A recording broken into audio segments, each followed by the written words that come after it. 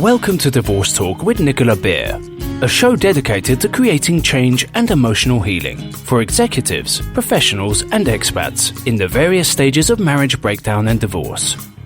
Discover insightful strategies to better manage your personal affairs and learn secrets to creating more happiness, love, and success in your life today.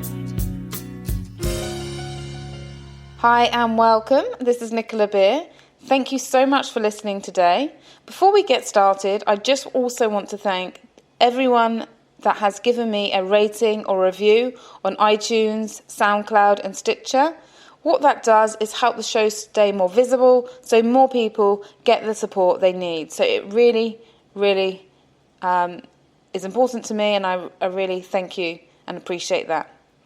So today's topic is about negativity, and more importantly, how to protect yourself from a negative spouse. What you can do to help you through it. Because it can be very difficult living with a negative person. Now, I'm just going to read to you what someone said to me in our session recently. She said, "Nicola, my husband is chronically complaining and forever in a bad mood. He manages to find something wrong with everything and constantly feels sorry for himself. I don't know how to help him or live with him at times. I don't want him to ruin the holidays for me and for the children again. What can I do?" And as I said, it's extremely challenging to live with a negative person. They may have depression, or they may be habitually negative and cannot see how miserable they are making themselves and the toxic effect they are having on others. They may even mock you for being positive or naive when you see the good things and when you see the good in others. If you've already tried talking to them and asked them if they need support and have been met with more negativity, this episode is for you. In truth, we are all somewhat blind to our shortcomings, and this is true for negative person as well. However, there are some things you can do to protect yourself. In order to protect yourself, you need to first understand that your energy and feeling good is everything. When you feel good and positive, you not only attract more good things, but stressful events are much easier to deal with, and you feel alive and healthy. Keeping positive and keeping a positive vibration is the single most important thing you can do for yourself and your relationship, and any children. It also puts you in a much better position to help your spouse. In 2003, I was a volunteer for the Samaritans, which is an emotional distress crisis helpline, for 4 years. I quickly realised that if I was going to be successful in helping people, I couldn't take on any negative energy. I uncovered many secrets to keeping my energy clean and clear, and was able to assist thousands of people in need, without being adversely affected. In fact, I felt energised and fulfilled after each weekly time. The most powerful 5 secrets I'm going to be sharing with you today. They help me, and I hope they help you from absorbing negativity. Please note, if you are the one who is feeling negative all the time, my heart also goes out to you. I will cover more in this later in the next coming months. I tend to help people feel better who are feeling very negative or depressed by supporting them to create a strong sense of purpose in their life and find something they are passionate about. Often, if someone has dedicated their life to the marriage and the children, they can lose themselves, and the consequence of being lost in life is loneliness and negativity. I know because I've been there. When these men and women refocus on their own needs, they find that the relationship also really benefits. Get in touch if this applies to you, and if you're open to learning more, then stay tuned because I'm going to be making an offer at the end of this episode, so stay tuned for that. So now let's get into my 5 secrets to protecting yourself from negativity. Number 1 is don't use negative emotions to connect. Often, in order to connect with our loved ones, we match their emotions. For example, if your partner is annoyed at something you mirror it to get on the same wavelength, this is how you're connecting with them and their negative emotion. The problem with this is when we compromise our own energy every time we use negative emotions as a tool to connect. We also become less effective in helping them, as if we're both operating at an emotionally low level, we can't be effective. If we're sad, depressed, stressed, and frustrated, it's much more difficult to listen to others and find solutions. It's possible, however, to offer compassion and understanding without compromising your own energy. Number 2, accept responsibility for what you need to be responsibility for, and do not accept responsibility for what you don't. If you take their mood and negative energy as your responsibility, for example, then it starts to belong to you, and your body, mind and spirit responds, as if you really are responsible and must fix it. Often when we carry this weight on our shoulders and take on their stress and worry, we can feel overwhelmed and run down. Sometimes we get sick, or our own performance at work is affected because we're carrying their baggage with us. No matter how much you love and care about someone, you are not responsible for their happiness.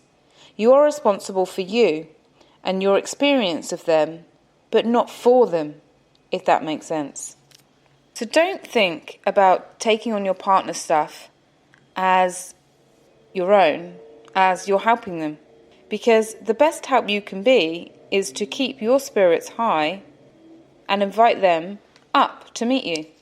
Many I work with find that when they release responsibility, they can show up in a more responsive way and be more of service to their partner.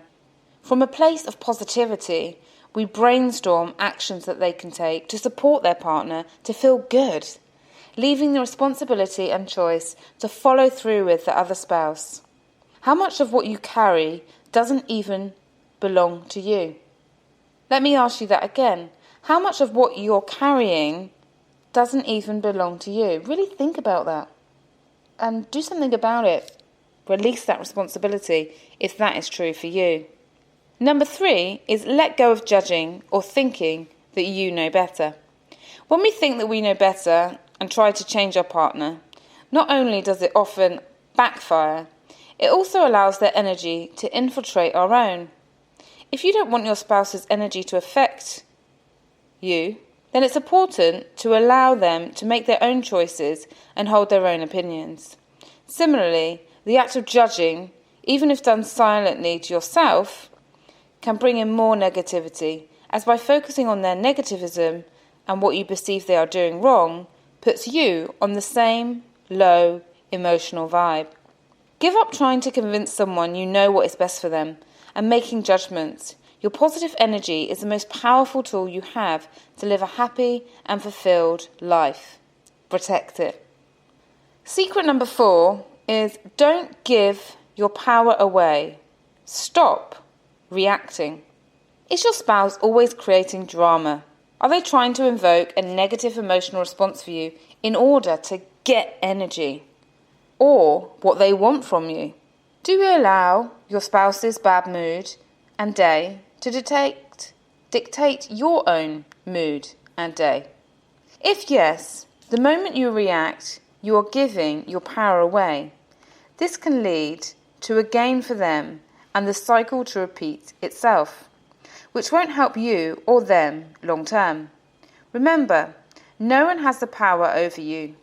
They only have the power that you give them, which is controlled by your thoughts, beliefs, and actions. Helping individuals own their own power is an area I really love to support people in.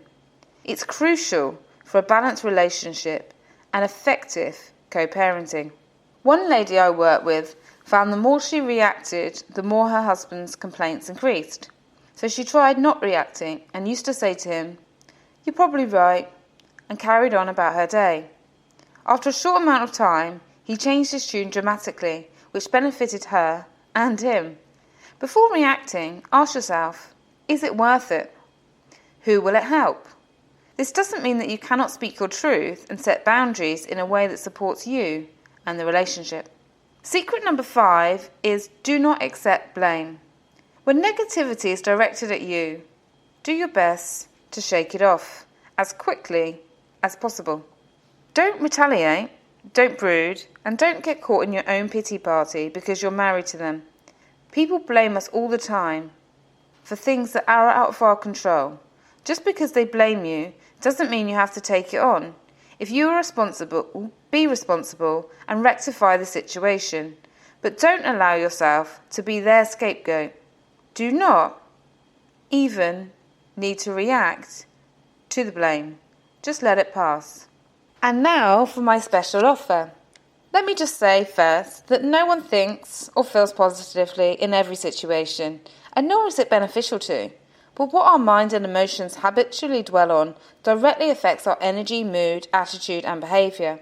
When we regularly brood on things that we don't like, or that are painful and wrong and negative and hurtful, we can't feel happy. It's impossible.